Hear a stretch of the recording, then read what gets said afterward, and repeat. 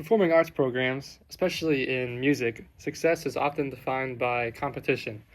Auditions, chair placements, ensemble rankings, all of these systems are meant to push students to improve and get better at all their musical skills and talents. But over time, they can also reshape how musicians see themselves, their peers, and even how they feel about the music that they once loved.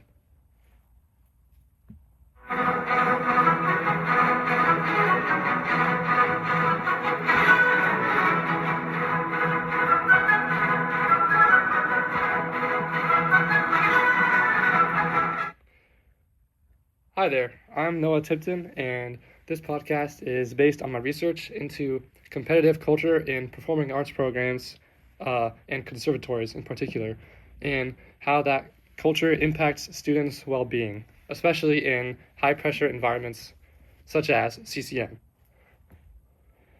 In my research, I argue that while competition can motivate growth, it can also lead to increased stress, anxiety, and even a loss of connection between musicians.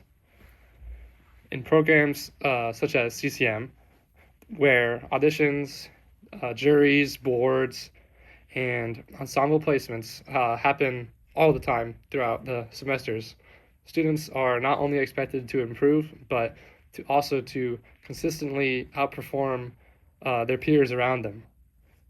That creates an environment where progress isn't measured by individual growth, but more rather by comparison. According to research by Bryn Demichi and Elizabeth Tricomi, competition can increase motivation and effort, but at the same time, it can also negatively impact the emotional well-being of the students and their learning capabilities. So while students may appear to improve at the surface level, internally and in their minds, they may be dealing with a lot of increased stress and pressure as they're going through all sorts of emotional battles every day, comparing themselves to different peers and their mentors.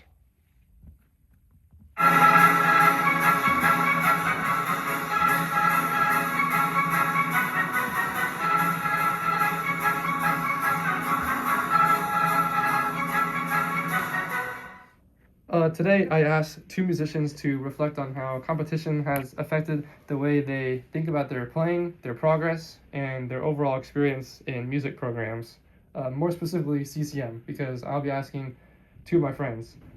First, here is Noah Atkins, trombone performance player here at CCM. Hi, Noah. Hello. Thanks for having me. For me, it was more about the pressure over time. I felt like I always had to be preparing for something like an audition, maybe a placement or performance, Mm-hmm. and it just kept building up, you know. At a certain point, I kind of realized I wasn't really playing for what I enjoyed, and it felt more like something I had to keep up with than something I wanted to do. It felt more like a job than a hobby, Yeah, a passion. I mean, Yeah. because even though I'm trying to make it my job, I still have to find ways to enjoy it. Yeah, that makes sense. Yeah. Thank you. You're welcome. For my second guest, I have Liam, and he's a piano player and composition major here at CCM. Hi, Liam. Hi. I think the hardest part for me, I stopped measuring my progress by how much I improve, like personally, and instead I was mostly measuring it just by like comparison of myself to other people. Mm-hmm. Even if I had like a really good rehearsal or performance or lesson, I would just kind of like start thinking about who played better than me or who might move ahead of me, and it just kind of made it hard to actually feel like accomplished and proud of myself. So it kind of felt like you were never doing enough, or Yeah, in a Yeah. way. In a way. Yeah. I understand. Yeah. Thank you for your time, Liam. You're welcome.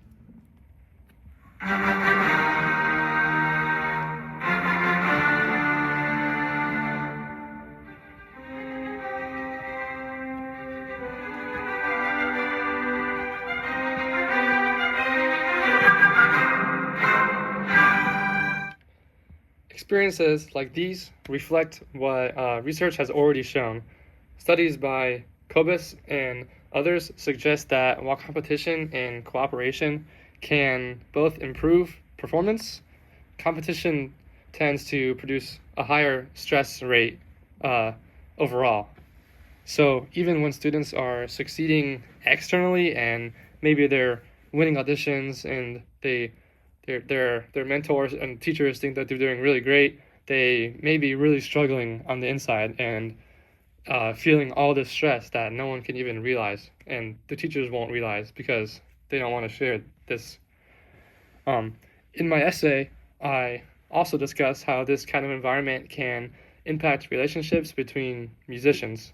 When students feel like they are constantly competing for the same opportunities, it can create distance between the people that should be their friends and the people that they see every day, instead of a solid connection and bond.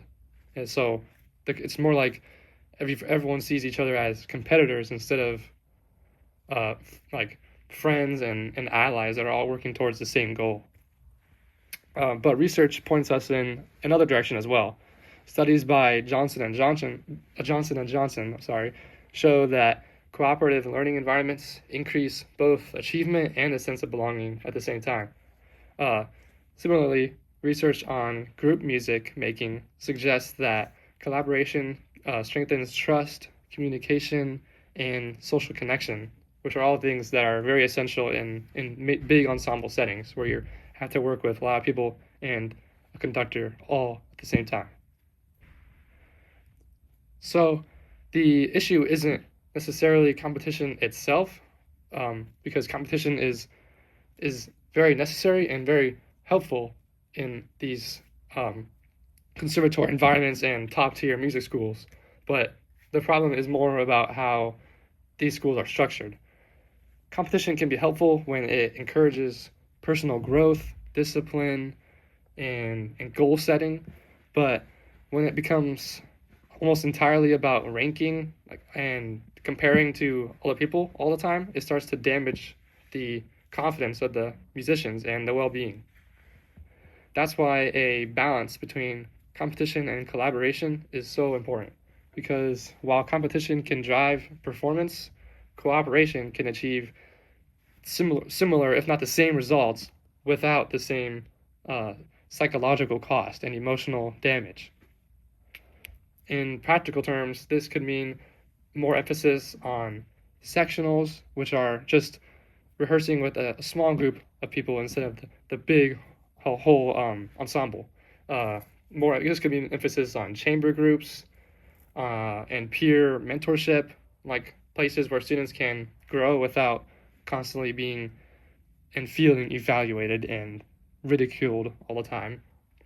It can also mean shifting the way that we define success and think about the success, focusing more on individual progress instead of comparing to others, because every musician and every person in every aspect of life learns at a different rate. They learn differently. They're better at different things than each other.